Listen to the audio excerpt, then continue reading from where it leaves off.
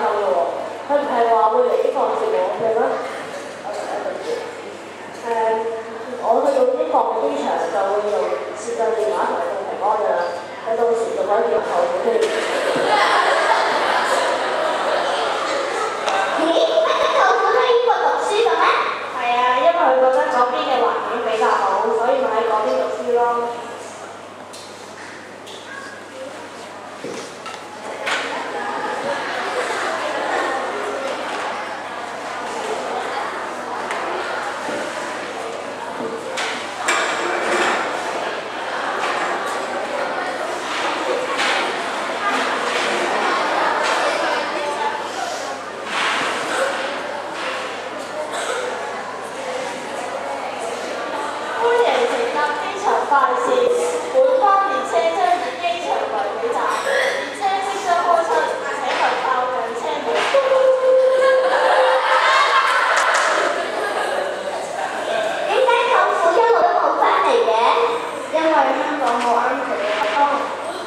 所以舅父我都冇翻嚟。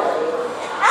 我知道啦，原來媽咪係驚哥哥會好似舅父咁，去咗英國之後唔會再翻嚟，係咪咧？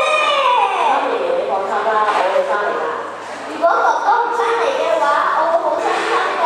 又冇人陪我玩，又冇人陪我做功課，我好慘㗎。哇！你睇下，青馬大橋啊！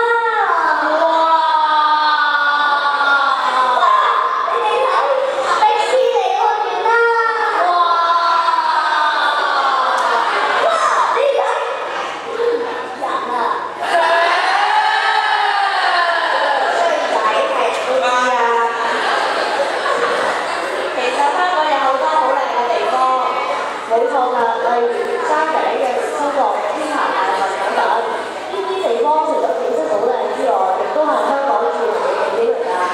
香港仲有2個國家級嘅地質公園。邊2個地質公園啊？又係西貢後海灣地質公園同埋東平洲地質公園咯，仲有好出名嘅海洋公園添。不如等哥哥翻嚟之後，我哋一齊去嗰度玩啦！好啊！我哋喺暑假嗰陣時咧，可以去探下哥哥，上面遊下當地嘅著名景點，例如大笨鐘大英博物館，幾好啊！好喎。咁如果你做到悶嗰陣咧，你可以去嗰度遊覽下，舒緩下壓力㗎嘛。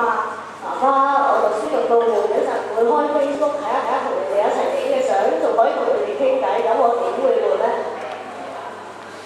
呢個係點嘅咧？呢個係有好多迷人嘅地方㗎。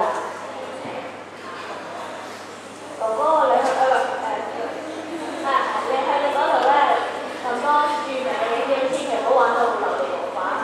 爸爸，我去到英國咧，我